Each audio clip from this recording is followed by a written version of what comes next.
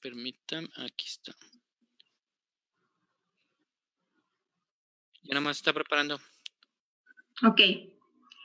Muy buenos días a todos ustedes. Les damos una cordial bienvenida en esta tarde para recibir a nuestro conferencista, Owen Ely, quien será recibido por medio de nuestros moderadores que tenemos en este día, el profesor Omar Sánchez y la maestra Aira Rodríguez. El paso al tiempo, por favor, al profesor Omar Sánchez. Gracias, maestra. Buenas tardes a todos los participantes que el día de hoy nos acompañan en esta conferencia dentro de la 13ª Semana Nacional de Educación Financiera 2020. Como es bien sabido, la Conducef organiza cada año la Semana Nacional de Educación Financiera, un evento que permite sensibilizar e informar a la población sobre los diversos productos y servicios financieros, buscando que su toma de decisiones sea informada. Además, coadyuva a involucrar y hacer partícipes a las instituciones educativas, financieras, públicas y privadas y sociales en el tema de la educación financiera, hoy más que nunca en un contexto de creciente inclusión financiera. En esta ocasión toca el turno a nuestra casa de estudios, la Universidad Tecnológica de Ciudad Juárez, quien les da la más cordial bienvenida y desea que disfruten este evento.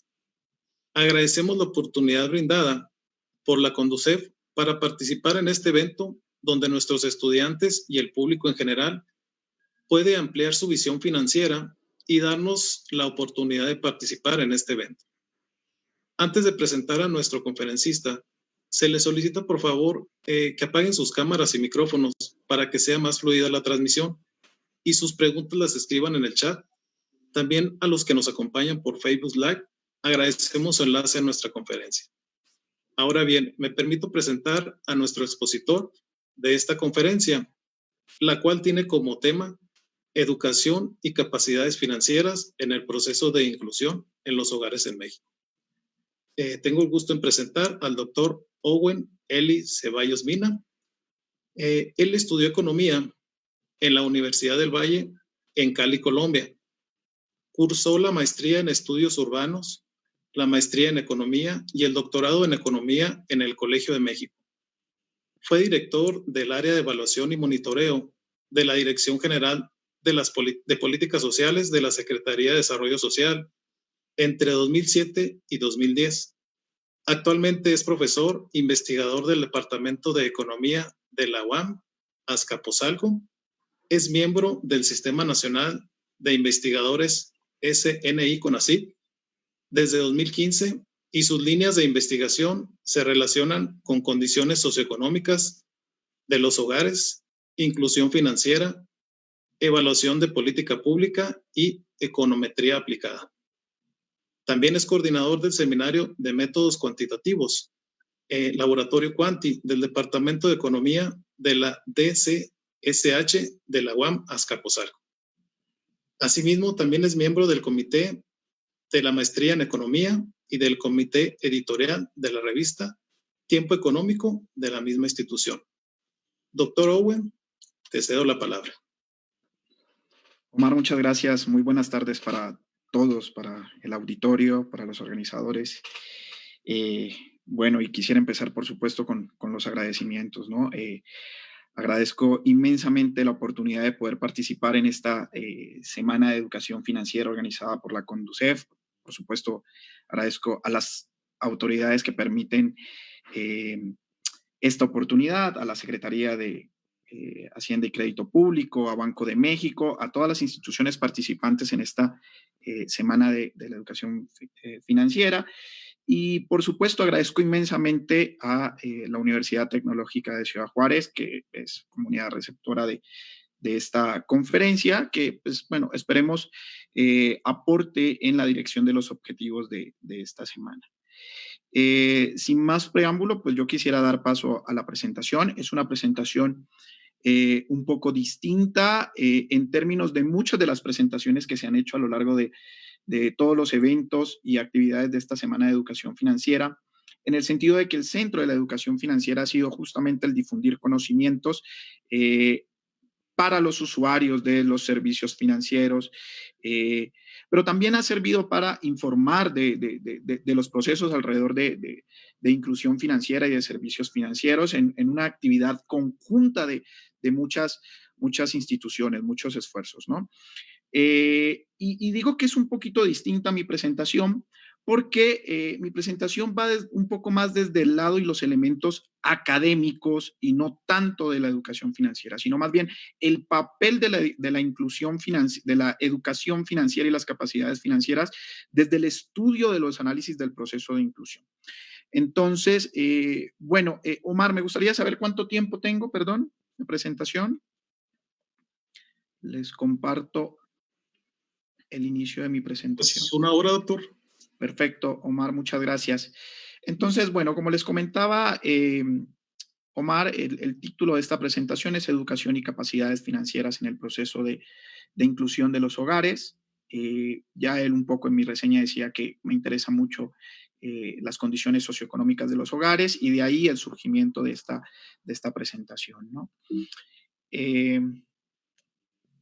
El objetivo de esta presentación es darle un poco de contexto a los conocimientos y capacidades financieras que desarrollan los hogares mexicanos en el proceso de inclusión. En ese sentido voy a hablar un poquito de qué motiva, del contexto, de las preguntas de investigación relevantes, un poquito de las fuentes de información. Para este ejercicio solamente nos centramos en una de las encuestas pues, más relevantes en México en términos de información disponible, a pesar de que tenemos la ENIF. La ENIF realmente es quien nos brinda más información a los investigadores y, bueno, un poquito de consideraciones finales, un poco de provocación alrededor de este tema y este marco, ¿no? Siéntanse abiertos a hacer todas las preguntas con respecto al tema o sus alrededores y veremos hasta dónde podemos llegar. Creo que algo muy mencionado en toda esta semana de educación financiera y algo que no nos... digo que nuestra realidad nos lleva todo el día a pensar en ello, es el contexto en el que estamos en México, ¿no? Ya veníamos en una trayectoria que no era la mejor. En 2019 realmente hablamos de crecimiento nulo o muy poco. Y bueno, el 2020 vino a completar la situación, ¿no? La crisis sanitaria nos tiene a todos justamente en estas condiciones extraordinarias en las que me mencionaba Ana, en las que estaba y me daba la bienvenida en condiciones extraordinarias. Bueno, yo creo que sencillamente esto ha incrementado la incertidumbre en la que vivimos todos, particularmente nuestros hogares, en ese sentido de la incertidumbre en la que estamos, dadas las condiciones coyunturales que enfrenta el país, bajo crecimiento, no sabemos mucho alrededor de cuáles son las opciones de política pública. ¿Cuáles son las expectativas que tenemos en términos de lo que va a ser la reactivación económica, ¿no? Bueno, yo como perteneciente al Departamento de Economía de la UAM y como economista, por supuesto, todo el tiempo estoy pensando en qué ocurre alrededor de mi profesión y qué es lo que va a pasar en términos económicos, ¿no? Y la pregunta puntual que traemos hoy es, ¿cuál es el papel de la inclusión financiera, ¿no? Y puntualmente, ¿qué ocurre alrededor de la educación financiera? En este marco, en estas expectativas o perspectivas sobre la política de reactivación económica. ¿Qué debemos esperar? No lo ha logrado antes, lo va a lograr ahora. ¿Por qué es relevante hablar de inclusión y qué papel juega la educación financiera y las capacidades financieras en ese proceso de inclusión? ¿No? Digamos, probablemente inclusión financiera ha sido uno de los temas que en este momento coyuntural, pese a que tenemos esta semana en términos de los esfuerzos que hacen todas las instituciones relacionadas, Asociación Bancaria, Conducef, Secretaría de Hacienda y Crédito Público, en la realidad para la administración probablemente no sea de las prioridades principales. Y es entendible, ¿no?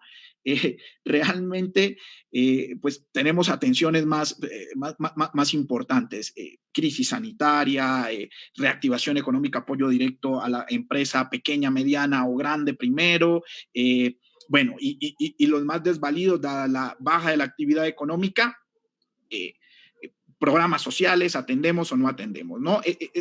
Esas son las prioridades de gobierno. De hecho, habían empezado con una agenda en donde entraba corrupción, ahorro, austeridad, pero si ustedes escuchan un poco, digamos, el discurso, probablemente inclusión financiera no se toque mucho, por ahí se habló un poco de los bancos de bienestar, pero quizá no ha sido de las prioridades. Sin embargo, tenemos que ir en esa búsqueda de estrategias funcionales, ¿no? La búsqueda de esas estrategias, pues yo creo que nos debería hacer voltear nuevamente sobre las potencialidades de inclusión financiera.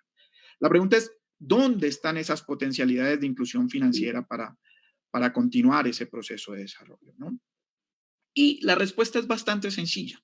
La respuesta es, pues siempre estamos hablando de la relación entre inclusión financiera y el proceso de desarrollo, que es lo que nos interesa para el país, ¿no? La verdad es que la literatura económica, digamos, por lo menos a nivel internacional, ha abierto ciertos espacios y ha tenido ciertos avances en la dirección de esta relación, ¿no? Normalmente estamos diciendo que el acceso a servicios financieros representa una oportunidad, digamos, para los más desvalidos o los grupos vulnerables.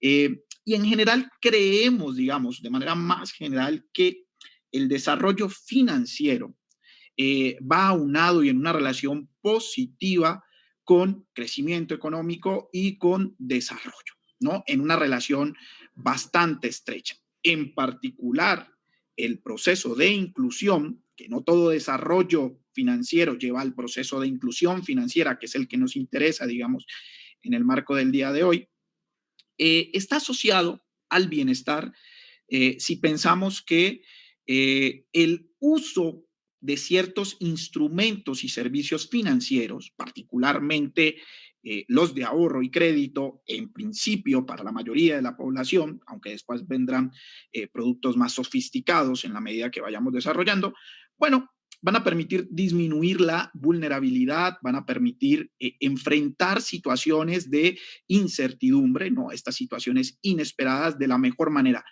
Al final lo que tenemos en términos teóricos es la idea de que vamos a poder suavizar nuestro consumo, sobre todo en puntos inesperados, ¿no? Hay algo de la literatura internacional relacionada con el tema, pero en general, yo desde la perspectiva de los hogares, uno de los puntos que más me interesa es que nosotros esperaríamos que el proceso de desarrollo financiero centrado en la inclusión financiera para el bienestar pudiera llevar en el mediano y en el largo plazo, particularmente el bienestar de los hogares a partir de un incremento en el capital humano, la reducción de la desigualdad, digamos que son elementos estructurales en todo este proceso que he empezado a mencionar.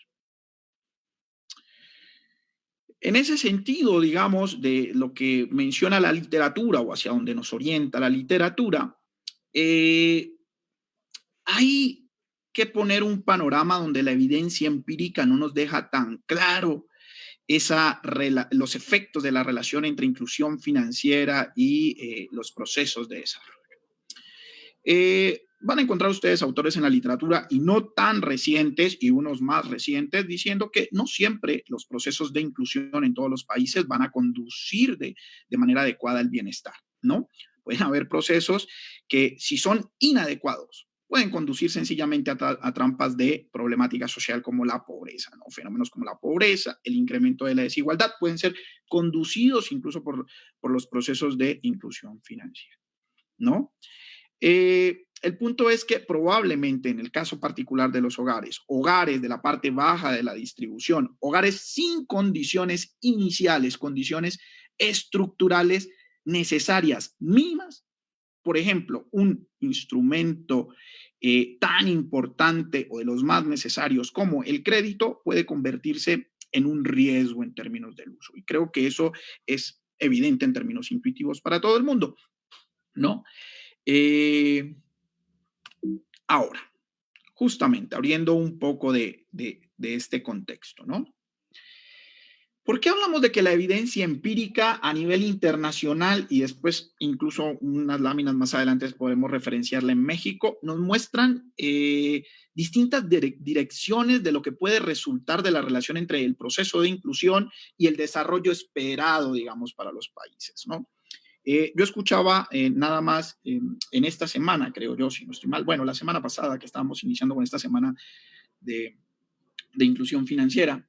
Escuchaba al personal de la Comisión Nacional Bancaria y de Valores, cuando referían a inclusión, decían, bueno, es que queremos que, digamos, el CONAIF y todas las entidades responsables, estamos interesados en que el proceso de inclusión sea efectivo, que se dé el proceso de inclusión, porque efectivamente creemos que la literatura, o apoyados en la literatura, decimos que la inclusión trae consigo el desarrollo, trae consigo el bienestar, ¿no? Pero decía que había encontrado evidencia, o que se ha encontrado evidencia, como en países, por ejemplo, como los africanos, en Kenia, donde existen altos niveles de inclusión financiera. Procesos de bancarización que han llevado al 88% de la población, unos valores cercanos, muy cercanos a países desarrollados como Estados Unidos, ¿no? Que anda como el 94% de bancarización, casi toda su publicación, ¿no? Pero, sin embargo, a pesar de ese 88% de bancarización en Kenia y de un proceso de inclusión financiera extendido, pues realmente ese proceso de bancarización, ese proceso de inclusión no ha conducido los niveles de desarrollo esperados en Kenia. Kenia continúa siendo un país en desarrollo y es un país con extrema pobreza, ¿no? Entonces ahí tenemos resultados diferenciados. No estamos diciendo que efectivamente el proceso de bancarización en Kenia siga conduciendo los procesos de pobreza, pero realmente no ha llegado a ser esa ancla que se espera que jale el desarrollo y que mejore los niveles. Entonces, no es suficiente tener el proceso de inclusión, no es suficiente estar bancarizados para realmente vincular esta relación positiva entre inclusión financiera, productos financieros y desarrollo. Y es ahí donde, digamos, nuestro actor central de esta semana, capacidades financieras, conocimientos financieros y educación financiera, entra a jugar un papel relevante. Pero antes de llegar a ese punto, pues la pregunta que conducimos en términos estructurales a nivel de investigación sería, pues bueno, la literatura dice que existen estos efectos positivos de la inclusión financiera sobre los procesos de desarrollo y bienestar. ¿Cómo es que se transfieren esos efectos positivos? Y yo creo que para hablar de los procesos de la transferencia o el mecanismo que nos va a explicar el por qué a veces el proceso es funcional o deja de serlo, por qué si en México empezamos hace más de una década un proceso intensivo, digo, como con todos los países de la región, y se ha logrado incrementar en términos del proceso de inclusión financiera, ¿por qué todavía no se ven resultados sobre el desarrollo? ¿Por qué en algunas partes sí? ¿Por qué en otras no? ¿De dónde viene? Y esa es la pregunta, digamos, guía y central. Para hablar de esa pregunta, yo creo que ahí es donde los académicos jugamos un papel fundamental, bueno, y no solamente los académicos, sino todos los que queramos preguntarnos por este tema tan relevante alrededor de la inclusión financiera y los procesos de inclusión financiera, y es entender la lógica, ¿no? Entender qué está pasando, cómo son los procesos, desentrañar relaciones que no son fáciles de identificar a primera vista. A veces vemos resultados que parecen intuitivos, pero las relaciones son mucho más complejas, son muchos más los actores y las variables que participan. Y luego entendiendo ese conjunto de determinantes de lo que sería un proceso adecuado de inclusión financiera para el bienestar, pues ver dónde estamos fallando, en qué puntos estamos bien y continuar con el proceso, ¿no? Y ese es el mensaje que les quiero dejar un poco hoy, o sobre el que les quiero llamar la atención. Conocemos realmente el proceso de inclusión financiera, cuál es el papel que juega en las capacidades y la educación financiera en ese proceso de inclusión, que realmente es lo que esperamos que nos conduzca al bienestar, ¿no? Y en ese sentido, bueno, esto es una propuesta mía de desentrañar cuáles son los elementos en los procesos de determinantes de la inclusión financiera. Yo lo que creo es que la inclusión financiera es un proceso, o los procesos de inclusión financiera son procesos que se dan sobre los territorios y no podemos descuidar el ámbito territorial, sobre los países, sobre los estados, sobre los municipios. Y esos municipios, esos territorios, esas unidades a las que hacemos análisis, pues parten de un conjunto de condiciones iniciales, condiciones estructurales, condiciones sociodemográficas de su población, condiciones de inversión, una cantidad de condiciones, algunas relacionadas más con lo económico, otras más con condiciones sociales, otras más con las mismas condiciones naturales de los territorios, que son relevantes para el conjunto de determinantes. Y esas condiciones iniciales son transversales tanto para los elementos de oferta como para los elementos de demanda. ¿Estamos claros? Pero bueno, ahí viene mi ejercicio principal. Creo que el proceso de inclusión financiera tiene conjuntos de determinantes que podríamos agrupar por lo menos en dos grandes factores. Por un lado, los elementos de la oferta en el proceso de inclusión financiera, y ya veremos quiénes son los actores, y los elementos del factor de demanda, que es donde vamos a hablar un poco, o a mí me interesa más centrar la charla. Pues por el lado de los factores de oferta, es claro que lo que se necesita para un proceso de inclusión es una provisión focalizada de instrumentos financieros, ¿no? Acceso, digamos, focalizado, y ojo que la palabra focalizada tiene sentido, a cada quien su producto, un ejercicio desde el lado de la oferta, de los bancos, de las instituciones financieras, de las microfinancieras, ¿no? De las fintech ahorita en términos del nuevo proceso y lo que se está incorporando, este proceso de inclusión. Por otro lado, debería haber un ambiente que según la economía, el mainstream económico nos diría, bueno, parece que la competencia nos va a permitir llevar a menores precios, va a llevar a que se especialicen estas instituciones y bueno, en general, pues competencia en precios, menores costos, más especialización, pues va a conducir bienestar, ¿no? Y entonces habrán instituciones especializadas para cada uno de los aspectos que toca la inclusión financiera. Por otro lado, sin duda, siendo un sector tan importante del lado de la oferta, todo el sector financiero, bancario y todos los que intervienen, pues tendría que haber un proceso de regulación y transparencia alrededor de este ejercicio. Digo, Conducef participa claramente de ello. Bueno, y tenemos un marco regulatorio, un lugar a donde acudir para quejarnos, para decir esto ocurre, esto no ocurre y conocer del proceso. Eso por un lado. Eso nos debería conducir a un proceso de expansión responsable de los servicios financieros y los instrumentos financieros. ¿Qué ocurre en este sentido? Bueno, parece que en México, y yo comienzo a hablar un poco, ya adelantarme, anticiparme, no es una presentación muy larga, no se asusten, de que en México parte de este proceso por el lado de la oferta se ha venido dando, ¿no? Se ha avanzado en este proceso. Parece que cada vez tenemos un proceso de expansión de servicios financieros cada vez más rápido. Cada vez más rápido los hogares, las personas, los individuos tienen acceso a servicios financieros, tarjetas de crédito, bancarización inducida.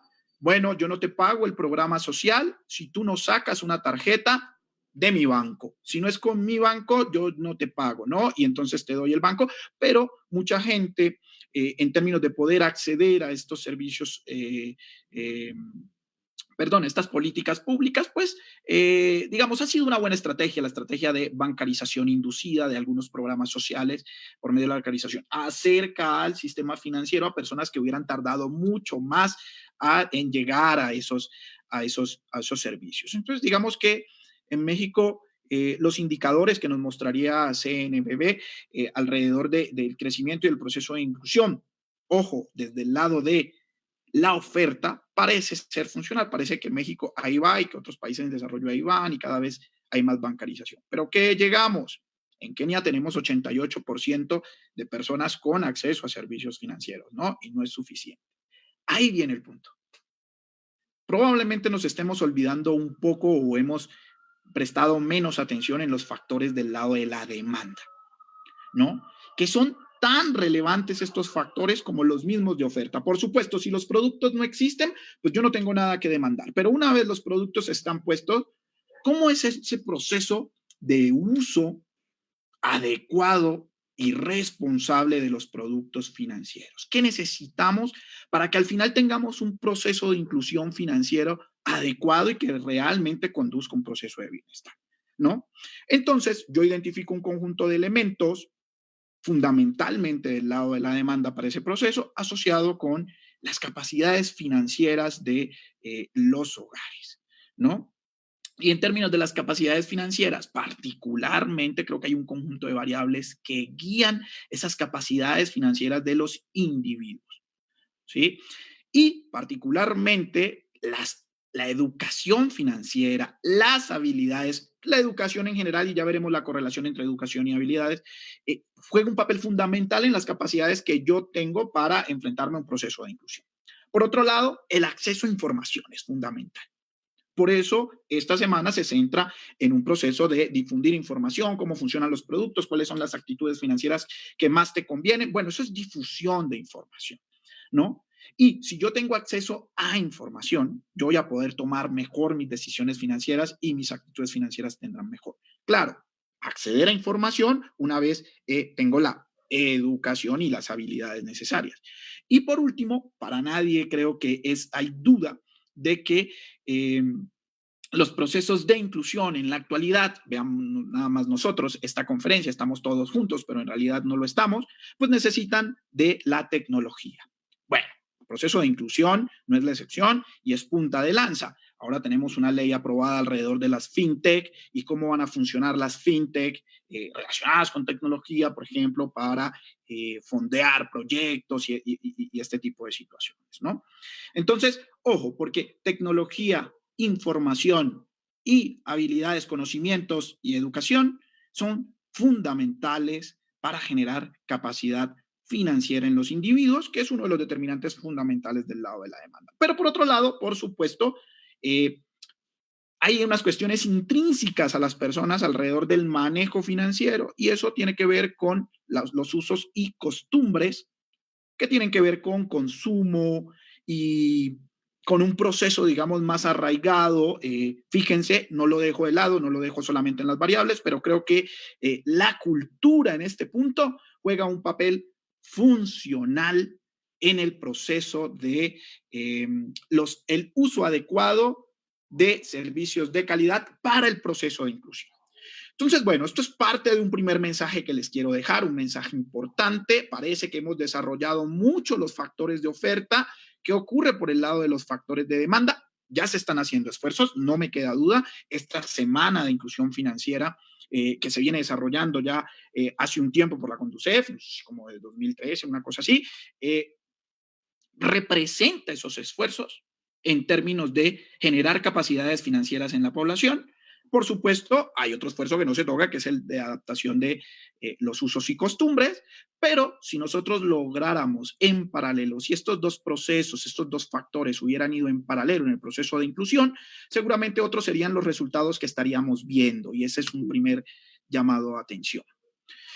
Bueno, sobre esa idea central quiero desarrollar algunos elementos, no van a ser muy largos, creo que será la parte más intensa de mi presentación, pero bueno, la idea es que ocurre en México, hay algunos autores que, y me incluyo, hemos hecho, bueno, probablemente yo menos, los esfuerzos más pequeños, por aportar evidencia en términos de cómo ha sido el proceso de inclusión y qué ocurre con algunos instrumentos financieros en ese proceso de inclusión. Por supuesto, casi siempre en uno de los instrumentos que más nos fijamos, porque es uno de los con mayor complejidad, más expandidos, es el de las tarjetas de crédito, ¿no? Pero, pues, en términos de los resultados, las tarjetas de crédito pueden constituir un riesgo para los hogares más pobres y vulnerables, ¿no? ¿En qué particular? Yo creo que lo han escuchado mucho esta semana quienes hayan estado en otras conferencias.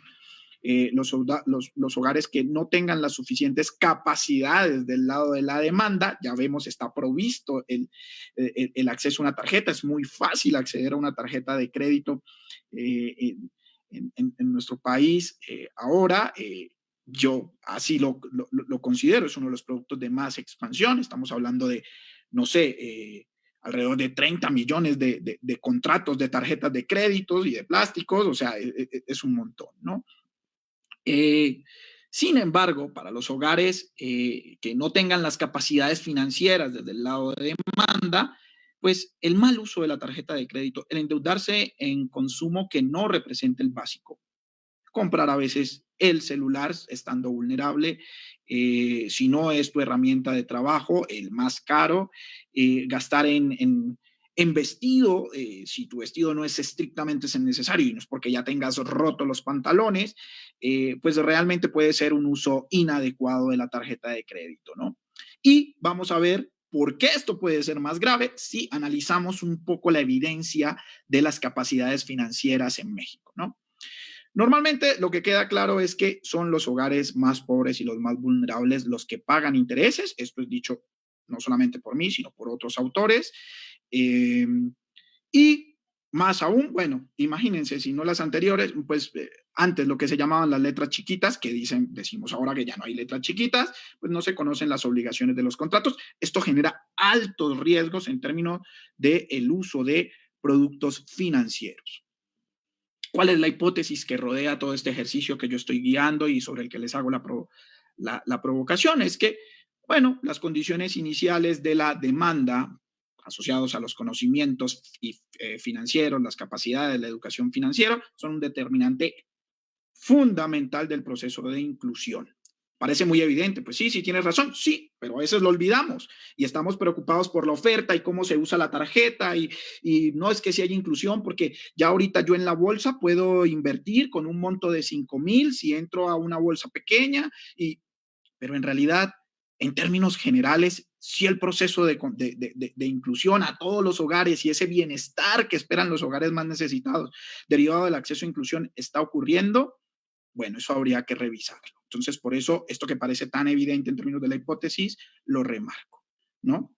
Y, pues, por supuesto, en particular para las zonas más vulnerables de ingreso y de la distribución. Eso es parte de la hipótesis que yo conduciría. Ya he mencionado algunas de estas cuestiones. Los resultados van en distintas direcciones, en el caso particular de México también. Creo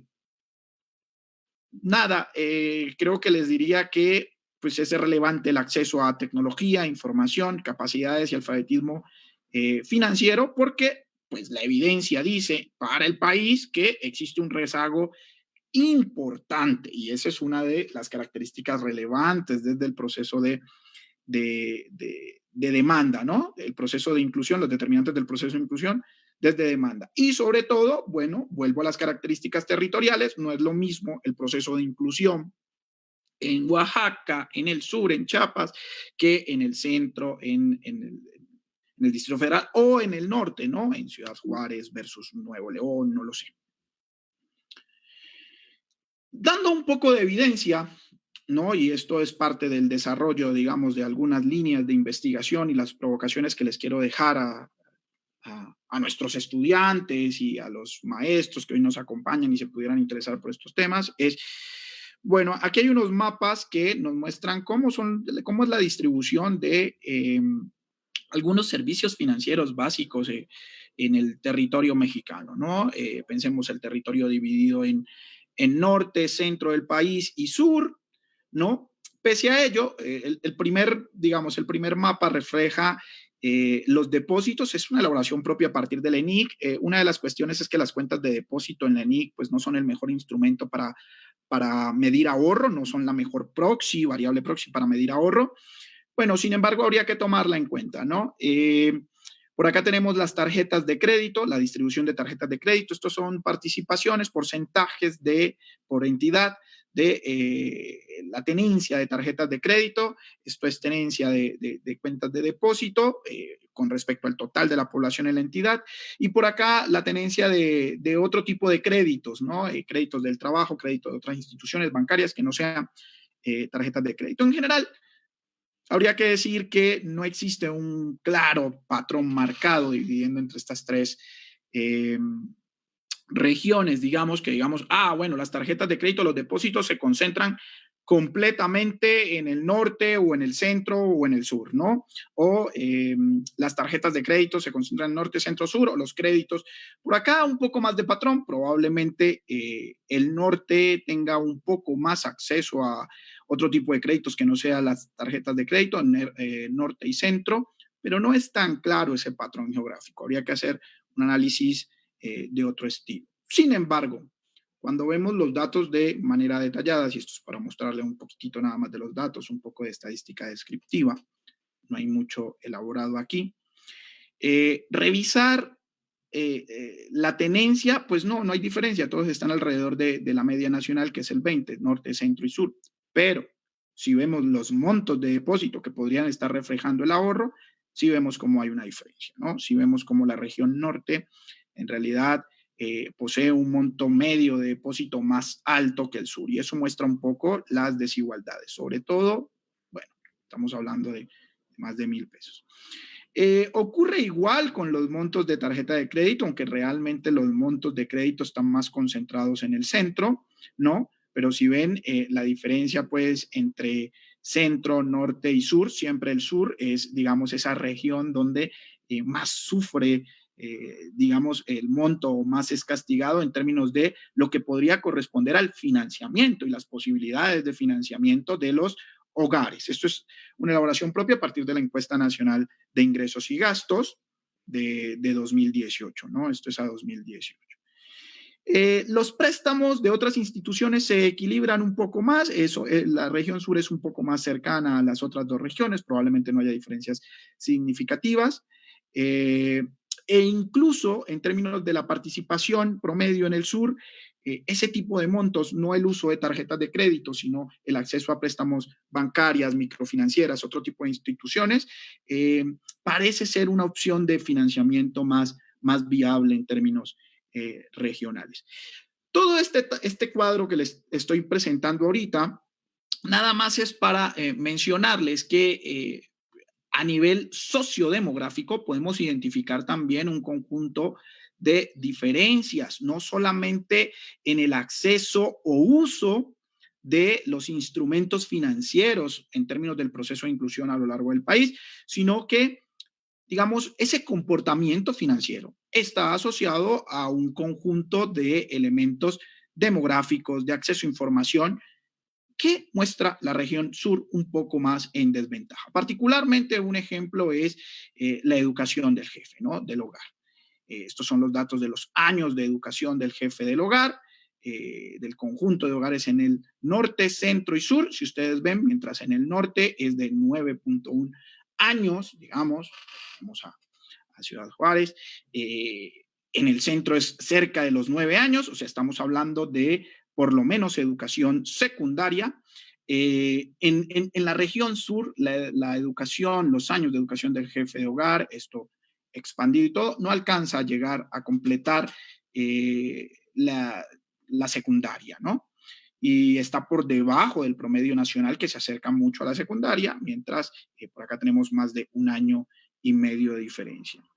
Y eso es relevante, ¿no? Se va transmitiendo hacia incluso los jefes de hogar sin ningún nivel de instrucción. ¿Por qué quiero hacer énfasis en la parte de instrucción? Bueno, parte de mi hipótesis es que la inclusión financiera tiene una correlación muy alta con los niveles de educación formal. Y estamos haciendo esfuerzo, creo que bien encaminados, sin embargo, todavía sin resultados, alrededor de meter en nuestros programas básicos de educación financiera a nivel, yo creo que primaria, incluso deberíamos empezar desde preescolar, cuestiones relacionadas con el ahorro, con el financiamiento, de manera lúdica, didáctica, en fin, pero sí es un esfuerzo bien alineado, tomando en cuenta la alta relación entre la educación formal que se ve desde aquí y los problemas de financiamiento. Por último, digo, manteniendo un poco esto de las condiciones iniciales y las diferencias estructurales, pues no sobra ver que, por ejemplo, en la conexión a Internet y el uso de computadora, el acceso a tecnología en la región sur es duplicado por el centro y el norte, perdón, ¿no? De 46 a 26, bueno, de 20 puntos porcentuales, es un montón en términos de acceso. ¿Por qué es relevante? Digo, aunque el celular ya es una tecnología un poco más difundida, aún ahí hay cerca de 10 puntos de diferencia en el acceso. Bueno, sin duda, ahora nuestras transacciones, la mayoría podemos entrar de manera remota por un celular a una transferencia bancaria o por medio de Internet, disminuyendo costos del servicio. Digo, es una tendencia irreversible el uso de tecnología en términos de el proceso de inclusión, ¿no? Bueno, estos son algunos datos relacionados con el ejercicio con la ENIC, un ejercicio completamente descriptivo. No solamente, y sí me gustaría hablar de las fuentes de información ahora que hago el paso de la ENIC, de la Encuesta Nacional de Ingresos y Gastos de los Hogares, nuestra encuesta más importante junto con la ENOE, digamos, en un esfuerzo de mantener información para México. México es muy bueno produciendo información. Hay un esfuerzo muy interesante en términos del proceso de inclusión financiera que se viene realizando desde 2012, ¿no? La primera encuesta de inclusión financiera, que es la encuesta nacional de inclusión financiera, que ahora está en manos completamente de la CNBV y de el INEGI, ¿no? Pues debería ser la encuesta referencia, sí lo es en términos de los descriptivos principalmente para la población adulta. Sin embargo, una de las cuestiones que hablábamos en alguna conferencia previa en esta semana de inclusión financiera a las que hacía CNBV es si por fin van a incorporar realmente para poder hacer análisis un poco más en este sentido que yo estoy planteando de causalidad, de relaciones causales, de efectos, análisis más profundos, el incluir los montos alrededor de la inclusión financiera, no solamente el cuánta gente tiene acceso a una cuenta bancaria, sino cómo es el manejo de sus flujos alrededor de esa cuenta bancaria, cuánto es la deuda que manejan las personas adultas en los hogares y cómo son sus flujos de pago. O sea, sin esa información no tenemos un panorama completo de inclusión, ¿no? O seguimos centrados justamente en esta parte de la oferta, ¿no? Se entregaron tantas tarjetas de crédito, son 20 y tantos millones de contratos de tarjetas de crédito y hay tantas terminales corresponsales bancarios en tantos lugares y eso es el porcentaje de no sé cuánto, pero ¿qué está ocurriendo con los hogares? ¿Cómo están usando los hogares esos servicios? ¿No? Hay que sensibilizar, digamos, a la encuesta alrededor de esa parte de la demanda y los conocimientos financieros. Hace algunas pocas preguntas alrededor de los conocimientos financieros y bueno, eso nos da el panorama con el que yo quisiera apuntar el cierre de esta conferencia. Espero todavía ir en buen tiempo. La encuesta de inclusión financiera nos dice que solamente 11% de la población adulta, por ejemplo, en términos de conocimientos y capacidades financieras, lleva un registro de sus gastos. 11%, ¿no? Más alrededor del 10%, un 89% que ellos, si acaso en su cabeza, lo que gastaron o no gastaron, y bueno, eso dice mucho de cómo es nuestras capacidades financieras y nuestro conocimiento alrededor de nuestra preocupación financiera, ¿no? 30% de la población, solamente el 30 y un 70% que no lo hace, compara productos financieros antes de adquirirlo, ¿no? ¿Qué tarjeta de crédito me conviene más? ¿Dónde abrir mi cuenta de banco? ¿Qué seguro? Eso ha aumentado un poco en términos de los seguros. Vimos el crecimiento de comparar seguros. Ahora hay más opciones para comparar seguros. Entonces, seguros se aleja un poquito de aquí, ha subido un poco, ha tenido una tendencia creciente, pero otro tipo de productos financieros se mantienen, ¿no? La gente no compara entre sus productos financieros y las opciones que dan productos financieros. Y de los que tienen producto de crédito, solamente 40% de los que tenemos tarjetas de crédito pensamos en cómo son los intereses de nuestra tarjeta. Los demás, pues si pagan intereses, no pagan intereses, ahí están, ¿no? Y creo que esto es algo que han venido escuchando ustedes en esta semana de inclusión financiera, algo que se repite mucho probablemente, pero que vale la pena sensibilizar. La pregunta que yo guío es el por qué ocurre esto. Uno de los temas que también se ha tocado en esta semana de inclusión tiene que ver con, por supuesto, el ahorro para el retiro. Y la cuestión es que si algo queda claro es que con el régimen, el cambio de régimen hacia capitalización individual, bueno, nuestros montos de retiro, yo me incluyo ahí, no nos van a alcanzar con lo que únicamente cotizan nuestras instituciones. Por supuesto, esto se volvió un ejercicio de capitalización individual, de ahorro individual, y eso depende de un conjunto de aportaciones voluntarias, ¿no? Desde el cambio de régimen. El punto es, solamente 5% de las personas adultas realmente aportan adicionalmente a lo que hace su institución para la pensión. Es decir, 95% probablemente no esperan tener un retiro o están ahorrando de otra forma que no sean aportaciones voluntarias, no sé, tendrán fondos de inversión, negocio, no sé cómo están planeando su retiro, pero realmente es que el futuro que nos augura a México en términos de esto no es bueno, ¿no? A estas personas se les preguntó a la mayoría, oigan, ¿por qué no ahorran ¿por qué no hacen aportaciones voluntarias si de eso depende tu retiro, si de eso depende tu pensión, en tu vejez, tu bienestar familiar? Bueno, la verdad es que no conozco el tema. 40% dice, pues yo no entiendo mucho del tema, no le voy a entrar, yo por eso no ahorro, ¿no? Mucha gente es porque, bueno, a mí no me van a decir, a mí no me queda dinero, estoy en el límite y no tengo cómo hacer aportaciones voluntarias, ¿no? Eso es un problema estructural también. ¿Algún dato más? 41% de la población con algún instrumento financiero no sabe dónde hacer sus reclamaciones. Hace un rato estábamos hablando que si un lugar para ir a hacer las reclamaciones con UCEF, bueno, hay que saber dónde ir a hacer las reclamaciones, primero acudir al banco, después ir a Conducef, después, en fin, son procesos que se van aprendiendo en términos de la cultura financiera y la educación financiera.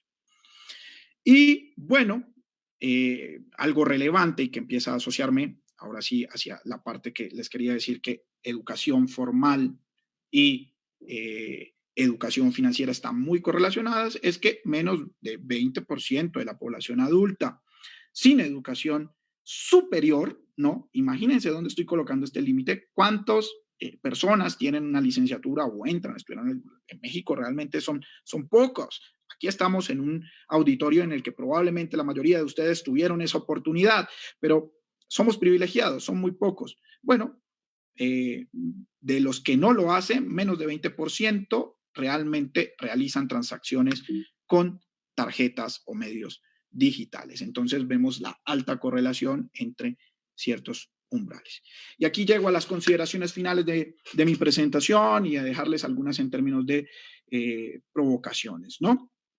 En particularmente, las capacidades y conocimientos financieros son determinante fundamental del proceso de inclusión para poder tener un proceso de inclusión adecuado hacia el bienestar, ¿no? Capacidades y conocimientos financieros se distribuyen de forma heterogénea, digamos, entre los mexicanos, no solamente a lo largo de la distribución de ingresos, sino también a lo largo del territorio. Veíamos un poco las disparidades entre norte, centro y sur, ¿no? Y pues la evidencia en México apunta a que conocimientos financieros, capacidades financieras para el país son relativamente bajos, por lo que eso no apoya adecuadamente el proceso de inclusión. Existe una alta correlación entre conocimientos, capacidades financieras, educación financiera con educación formal en el país. Solamente los más estudiados pueden desarrollar sus capacidades financieras, no más aún en un seminario como este. ¿Qué pasa con los que no tienen acceso a un seminario de estos tipos o a los seminarios que ha organizado la Semana de Educación Financiera? Son muchos, ¿no? Son muchos los que no tienen acceso a estas charlas. ¿Y cuál es el nivel al que podrían acceder a esas charlas? Todavía hace falta un esfuerzo mucho más grande para que esto sea colectivo.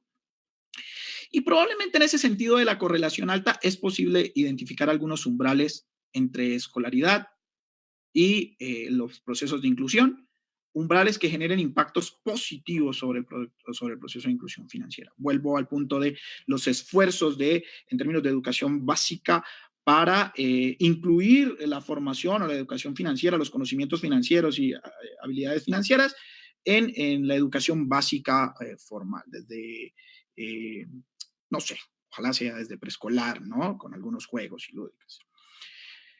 Y es relevante explorar la estrecha correlación, digamos, entre educación formal y los conocimientos financieros. Esa es la provocación más grande, ¿no? ¿Qué ocurre con ese umbral positivo que podría estar a nivel de educación preparatoria? Imagínense, sigue siendo un umbral alto y no hay evidencia de que ese umbral se esté moviendo hacia abajo, que es lo que se espera en términos de los esfuerzos que se han iniciado, ¿no? Con colocar educación financiera a nivel básico, primaria, secundaria, pues se espera que los umbrales de educación financiera se muevan, ¿no? Y cada vez la gente acceda más a educación financiera por medio de su educación formal. En general, esa sería mi presentación y mis provocaciones. Espero no haberme tomado tiempo de más. Estoy completamente abierto a todo lo que ustedes quieran charlar alrededor de este tema, discutir sus preguntas. Insisto, agradezco mucho, bueno, en particular a la Universidad Tecnológica de Ciudad Juárez. Agradezco a la UAM también por el esfuerzo que está haciendo, a UAM Media. bueno, y a toda la parte técnica que permitió esta presentación en los Toros Bravos, ¿no? Muchas gracias. Al contrario, gracias a ti, doctor Owen. A continuación, la maestra Aida Rodríguez, por ahí te va a comentar algunas preguntas que han estado haciendo a nosotros en el chat, para que por favor ahí nos apoyes con tu conocimiento. Mucho gusto, Omar, con mucho gusto, Aida. Gracias. Buenas tardes, doctor. Empezaremos con nuestras preguntas y respuestas. El doctor Martín Durán pregunta, ¿cómo estamos en inclusión financiera comparado con México y Colombia? ¿Y cuáles son las principales áreas de oportunidad en ambos países? Por supuesto que sí, Aida. Muchas gracias, Martín, por la pregunta. Bueno, la verdad es que Colombia incluso es considerado en estos procesos de inclusión para países en desarrollo como una de las puntas de lanza o una de las referencias, digámoslo, no punta de lanza, pero sí referencia. Yo creo que tiene que ver un poco en los tiempos en que han iniciado los procesos de inclusión. Sin embargo, yo creo que en términos generales y la evidencia no nos dice que estén muy lejanos. ¿Qué ocurre? Bueno, Colombia es un país que no es pequeño, pero en términos relativos del tamaño de México, pues hay alguna diferencia. Y eso probablemente permita que los procesos de inclusión en Colombia haya parecido que va un poco más rápido alrededor de algunos instrumentos. Sin embargo, México, por ejemplo, en este esfuerzo que está haciendo con las fintech es bastante interesante. Bueno, traíamos varios elementos en términos del proceso de inclusión, la reforma financiera de 2013, a mí me gusta mencionarla, quién sabe qué resultados va a tener, pero eso implica que había un interés por cuestiones financieras. Yo creo que van más o menos a la par, para darle una respuesta a Martín, creo que van más o menos a la par. No creo que ninguno de los dos haya despuntado en el proceso de inclusión. Creo que el tamaño, en términos de tamaño, se ve favorecido Colombia por llegar más rápido a los procesos de inclusión a ciertos sectores del país. Los ejercicios han sido parecidos, ¿no? Bancarización inducida. Colombia, el sistema financiero, probablemente, y esto por el lado de la oferta, ¿no? Probablemente está un poco más protegido. No me gustaría meterme en esos temas, pero probablemente tenga un poco más de protección. Pero digo, no estoy muy seguro en lo que yo estoy mencionando como el proceso de inclusión en general y preocuparme por los factores de demanda. Si realmente Colombia lleve mucha ventaja. Ahora, por medio de los bancos, instituciones bancarias, algunos en zonas más urbanizadas han tenido acceso, por ejemplo, a inversiones, ¿no? Diferentes tipos de inversiones. La población más, digamos, de a pie en Colombia, probablemente los bancos les estén dando un poco más de acceso a cuestiones relacionadas con manejo de acciones, fondos de inversión, el uso de CDTs. Entonces, hay procesos de difusión de la información un poco más rápido. Las áreas de oportunidad, yo creo que, sobre todo en México, esta que estoy mencionando del lado de la demanda y de las capacidades financieras para que sea una expansión de la oferta adecuada, creo que es fundamental. Yo creo que del lado de la academia debemos estudiar bastante bien la relación y no casarnos con ideas nada más de lo que nos ha dicho la literatura internacional en términos generales, ¿no? Eso sería, Aida, no sé si algo más por ahí. Sí, doctor. Yanni Recharte nos pregunta, ¿qué se puede hacer para mejorar la inclusión financiera en el país? Bueno, para mejorar la inclusión financiera en el país, yo siento que se están haciendo los esfuerzos. Insisto, al inicio de mi presentación dije que probablemente con todos los problemas que tenemos en el contexto actual es difícil pensar exclusivamente en inclusión financiera ahorita cuando pueden haber otras prioridades, pero no se debe descuidar, hay potencialidades ahí. el lado de la oferta y la expansión de oferta ha sido funcional para algunos sectores. Hace falta focalización de productos, hace falta sensibilidad sobre los productos que adquieren los más necesitados. A veces son los productos más caros. Entonces, de pronto pensar en cómo regular esa parte del lado de la oferta, que yo sé que se piensa, pero no hay completamente acceso a ello, podría venir bien, ¿no? Pero lo más importante y el mensaje que yo dejo es el mensaje del lado de la demanda. Generar una cultura de educación financiera. Y esa cultura de educación y de que podemos incluirnos financieramente es algo que empieza desde el hogar, desde la familia, desde estos esfuerzos de Conducef, de la Universidad Tecnológica, de la UAM, de todas las universidades que participan, de todas estas organizaciones, pero hacerlo de manera masiva, ¿no? Tiene que haber una bandera de los procesos de inclusión. Ese sería mi mensaje de mejorar el proceso de inclusión. Muy bien, doctor. Tenemos otra pregunta de la maestra Marisocorro Treviso, que dice, ¿qué opinión tiene del concepto o enfoque de economía social solidaria? Muy bien, Socorro.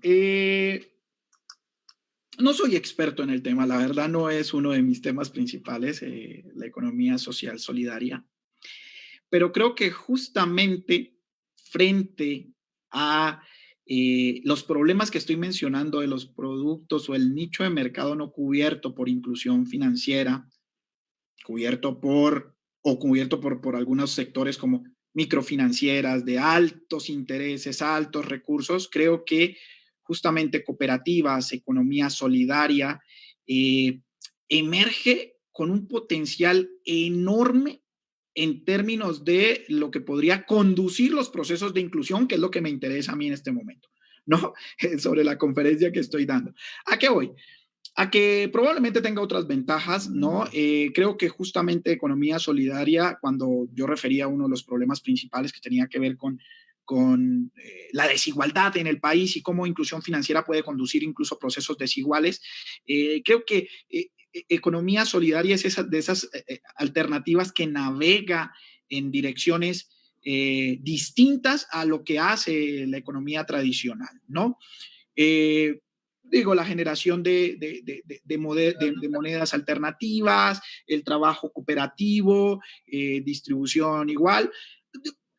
Habría que entrarlo a estudiar en detalle en lo que concierne al proceso de inclusión financiera. Creo que ahí hay un potencial importante justamente de difusión para no generar un proceso de inclusión desigual o que incremente las desigualdades en proceso de bienestar. Ojalá te haya servido o vaya en esa dirección, en una dirección funcional para Socorro. Mi respuesta. Sí, Aida, muchas gracias.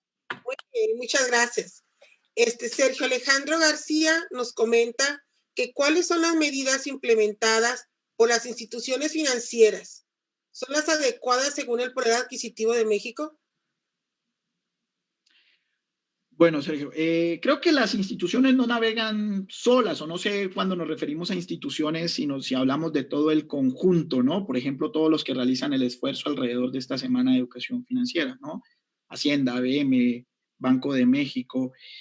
En términos del proceso de inclusión, sin duda hay un recorrido que yo no menciono en mi presentación.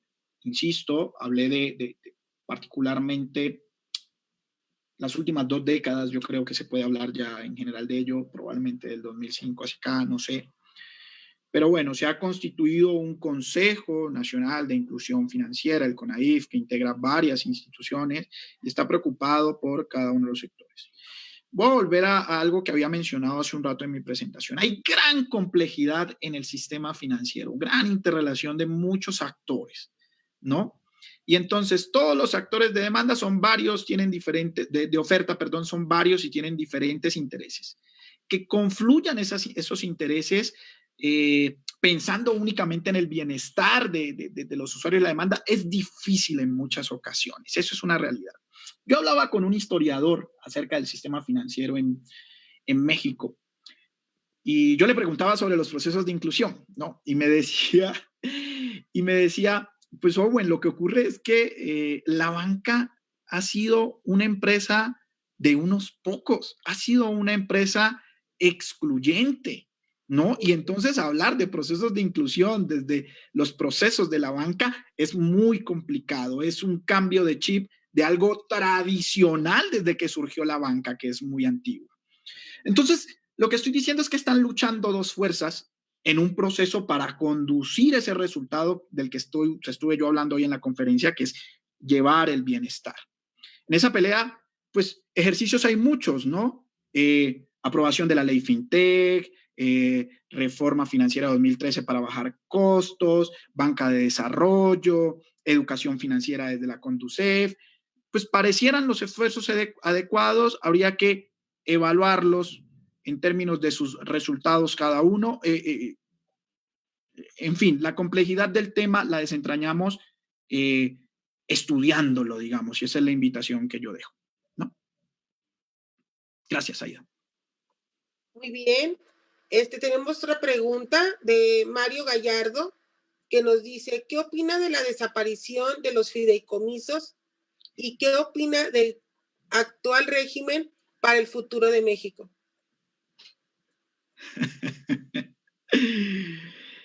Ok, no sé qué tan adecuada sea la pregunta del actual régimen. No sé. Bueno, siento la posición en términos de mi conferencia, ¿no? Yo creo que en términos de inclusión, si estamos hablando de régimen incorporando a la administración, pues yo creo que no es de sus prioridades, insisto, no sé si tendría que serlo o no serlo, porque hay otras prioridades definitivamente en esta coyuntura. En términos de la desaparición de los fideicomisos, hombre, no sé, yo creo que no hay que juzgar, yo no quiero poner posiciones personales aquí, creo que no es el caso. Habría que ver los resultados, eso podría ser tan bueno o tan malo como los resultados lo expongan. Sin duda, si hay una estrategia para cubrir esos espacios que se generan alrededor de esos fideicomisos y es funcional, pues bienvenido. Si sencillamente, por ejemplo, en términos de apoyo a la generación científica, tecnológica, es abrir huecos, no creo. O sea, por supuesto, ahí sí, y no una posición personal, sino desde mi posición profesional como investigador, sería absolutamente inadecuado. No lo sé.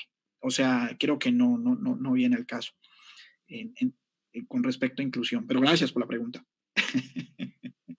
Muchas gracias. Otra pregunta que tenemos que dice Natalia Ramón, ¿cuánto tiempo le llevará a México recuperarse económicamente después de esta pandemia?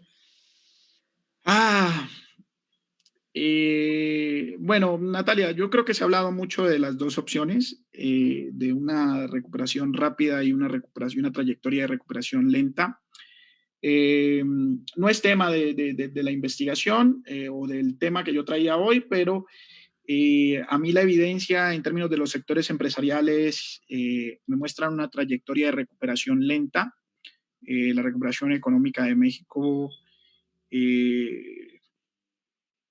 para el próximo año, o sea, no esperamos que la actividad esté a los niveles que estaban antes, ni siquiera los de 2019, que ya bajos, ¿no? Con respecto a 2018. Entonces, nada, en términos de lo que me interesa, que es el cuento de la inclusión financiera, entonces, pues tendría que decir que no es inclusión financiera y no es el proceso de inclusión financiera para la coyuntura tan grande que se está viviendo, la estrategia que cambiaría esa trayectoria de recuperación hacia rápida, pero sí la acompañaría de manera muy adecuada, y sobre eso sí quiero hacer énfasis. Lo que quiero decir es, no va a ser inclusión financiera el motor de crecimiento de México, procesos de inclusión, pero sí juega un papel fundamental. El financiamiento que va a necesitar México para recuperar la trayectoria en este proceso es enorme y se da desde las empresas, pero también es importante los hogares y ese proceso de suavización del consumo, ¿no? Entonces, pues preparémonos para una recuperación lenta, pero hagámosla de la mejor manera posible. Excelente. Otra pregunta que nos hace Salma Elizabeth Dávila. Según lo que nos ha comentado a lo largo de la conferencia y al nivel de inclusión financiera que nos ha explicado a lo largo de esta ponencia, ¿qué tan cerca está México de lograr la eliminación del efectivo? Lo he escuchado en alguna conferencia previa. Yo no sé por qué hay como una preocupación ansiada por la eliminación del efectivo. O sea, como ponerlo como un objetivo, ¿no? No creo que realmente haya un objetivo de eliminación completa del efectivo. Digo, no lo sé, quizás estoy completamente equivocado. Habría que escuchar un poco qué dirían las autoridades de Banco de México alrededor de ello. Por supuesto, parte del proceso de inclusión y las tendencias en términos tecnológicos van hacia una disminución importante del efectivo. A mí lo que no me suena es la eliminación del efectivo. Creo que hay transacciones que seguirán usándose en términos de efectivo. Creo que eso tiene sus ventajas. Hay que hablar primero de las ventajas de eso. Claro, el manejo de dinero en efectivo en nuestros países, México, en Colombia, digo un poco ya más mexicano que colombiano, pero están altamente asociados a problemas de ilegalidad, corrupción y problemas importantes, ¿no? Que habría que medir qué términos traban los niveles de desarrollo del país. Y entonces, en ese sentido, parece que fuera bueno la disminución del efectivo. ¿Qué tan cerca está? Hombre, si estás hablando de eliminación como verdaderamente ya no hay efectivo, a lo mejor estoy muy equivocado, pero yo creo que eso no está cerca. No en 10 años, no en 15 años. No entiendo mucho esta parte de eliminemos completamente el efectivo. Pero por supuesto que se han acelerado los procesos, ¿no? Insisto, aprobación de leyes como la FinTech, el uso más de transferencias bancarias, toda la Bancanet del sistema bancario, el CODI, el SPEI, todos estos son procesos de eliminación de efectivo o de reducción del flujo de efectivo y sin duda se han visto en los últimos 5 años un rápido incremento a esa disminución. Habría que preguntar cómo son las tendencias del circulante. Muy bien, doctor. Sergio Alejandro García nos pregunta, ¿cuál sería el desarrollo actual de la inclusión financiera en México? ¿Correspondería en el desarrollo económico? Es una pregunta interesante, Sergio. Digo, yo la veo interesante en 2 dimensiones. Creo que una de las cosas que yo les dejaba a nivel general en la presentación es que evidentemente ha habido un proceso de inclusión, hablemos de inclusión financiera, ha habido un proceso acelerado de inclusión financiera desde el lado de la oferta. Esto podría decir que los procesos de bancarización ha incrementado, que México se puede ver como un país más metido en este proceso de inclusión. Pero hay grandes dudas o grandes vacíos en si esos procesos de bancarización e inclusión han conducido a procesos de desarrollo en México. Yo en lo particular tendría que decir que no. Ahora, tampoco es que tengamos los niveles de inclusión parecidos a los de Kenia y hablemos de un 88% de la población incluidos o 94% como en Estados Unidos, en cualquier país desarrollado, 80%, ¿no? Pero yo creo que lo más interesante de la pregunta es más bien si el desarrollo del proceso de inclusión en México está conduciendo el proceso de bienestar de la población en México. Creo que esa pregunta debería ser más integral. Creo que a las autoridades no les debería a las autoridades no les debería preocupar tanto si se ha expandido la oferta, si más gente tiene una tarjeta de crédito, si más gente tiene una cuenta bancaria, sino si esas cuentas bancarias y esas tarjetas de crédito y ese financiamiento ha hecho que menos gente sufra de hambre, que más gente haya podido montar su negocio, que haya más variables de resultado en el análisis. Esa sería mi respuesta, ¿no? Vale, doctor. Les pido por favor que apaguen sus micrófonos porque se está interfiriendo la conferencia. Gracias. La maestra Ana Torres nos pregunta, ¿la inclusión financiera interesa a las autoridades fiscales mexicanas para mejorar la recaudación de contribuciones? Hola, Ana. Bueno, yo creo que debería interesarle, por supuesto, ¿no? O sea, es fundamental. Volvemos a la relación entre reducción de efectivo, control y regulación, ¿no? Que todo el dinero pase por el sistema financiero hace pues que se pueda fiscalizar más fácil. En términos de la historia fiscal que no hemos mencionado aquí,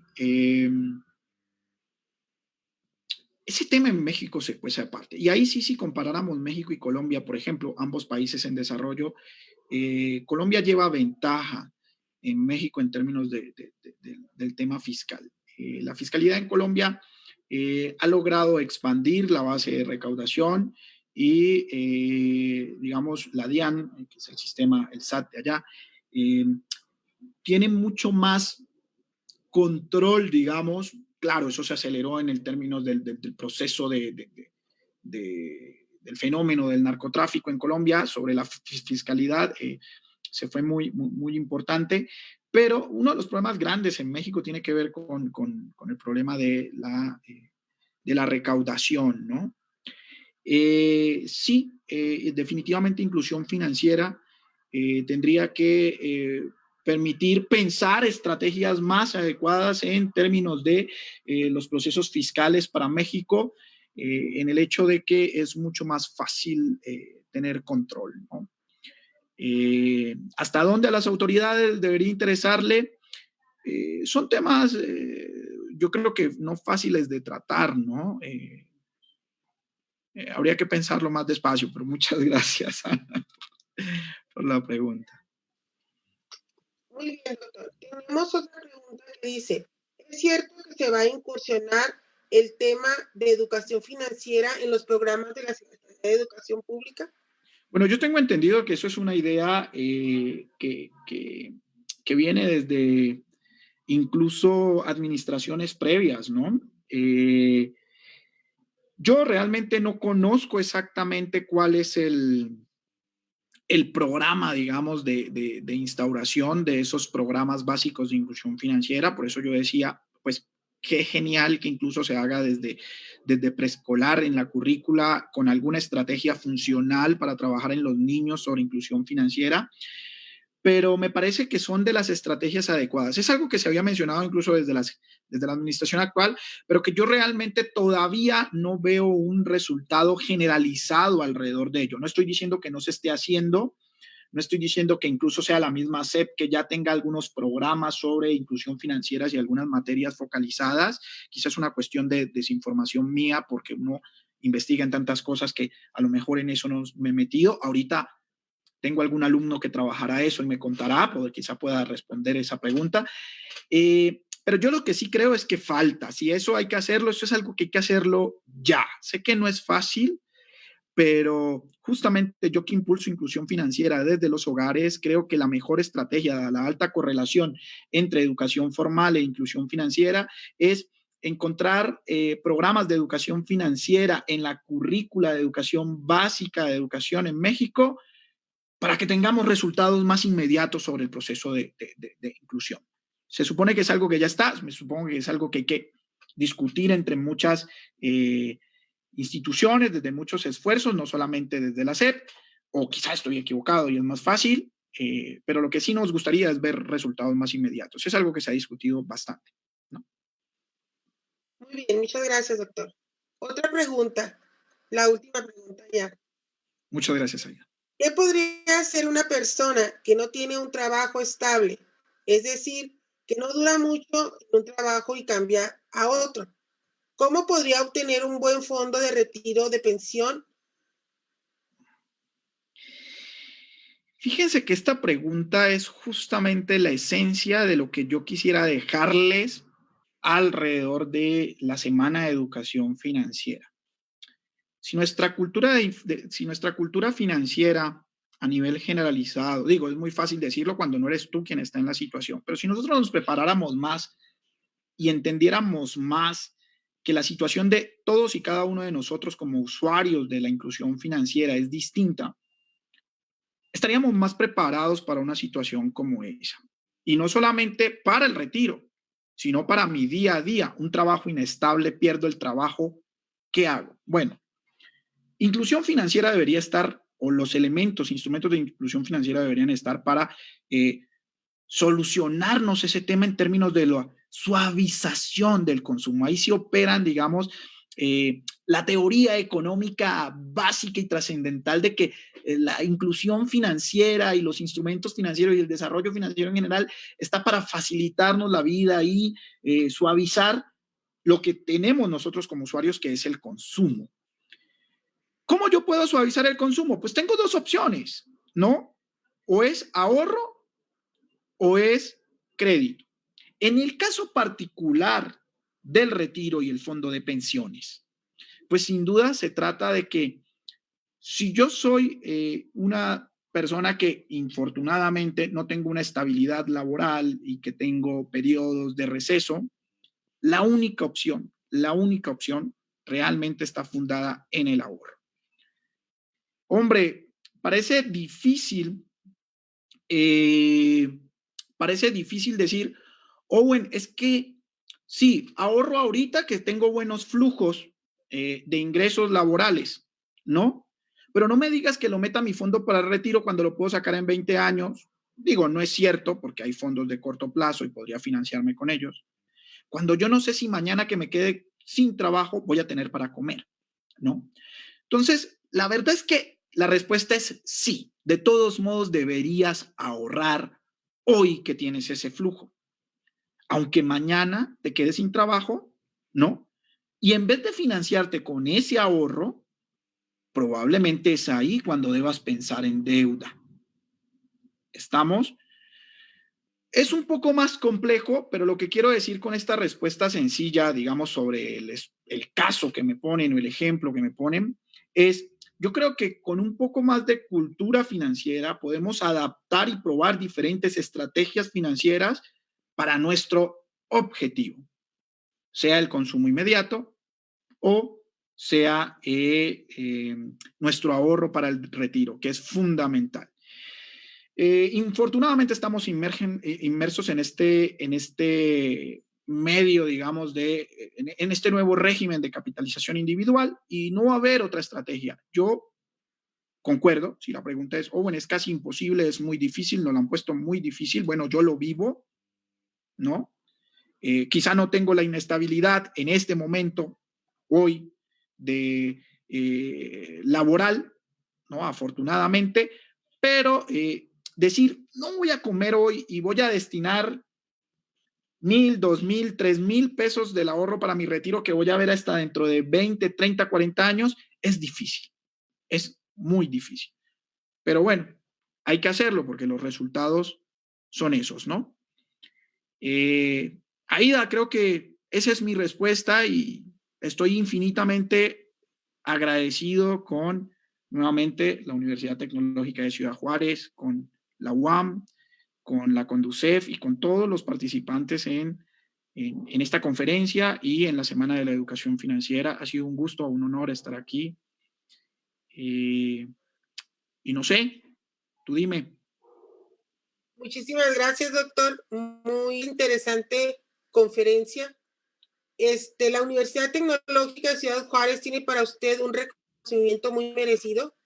Y a continuación le leeremos. Voy a compartir.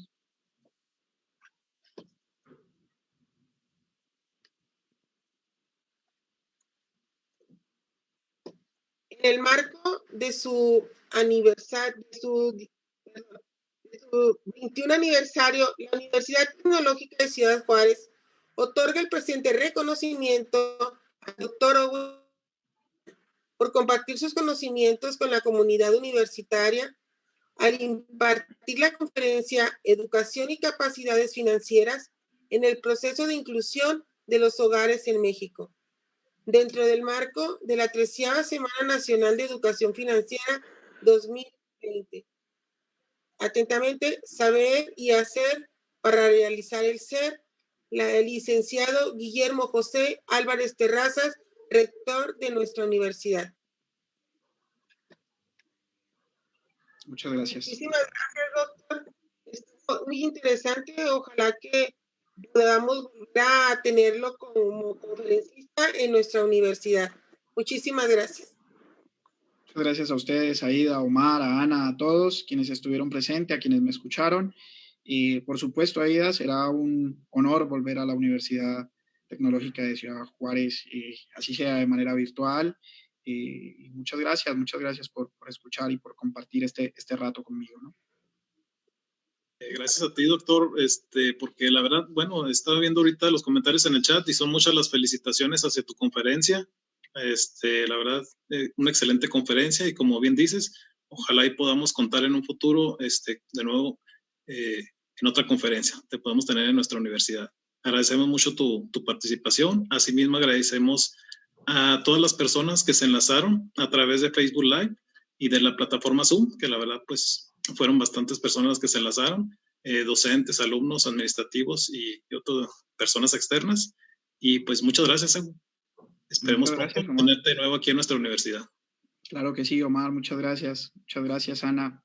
Muchas gracias, doctor Owen, por habernos acompañado. Un gusto que hayas participado con nosotros en este marco de la Semana Nacional de Educación Financiera. Es un gusto para la universidad seguir participando en ella, haberte tenido en esta ocasión compartiendo este tema tan importante que seguramente tú estudias constantemente y te capacitas para poder seguir dándonos estas lindas pláticas y que sigamos enriqueciendo, pero sobre todo que podamos aprender que la educación financiera no es solamente una semana, sino es toda nuestra vida. Muchas gracias por participar y gracias por acompañarnos. Que pasen excelente tarde. Hasta luego. Hasta luego. Muchas gracias.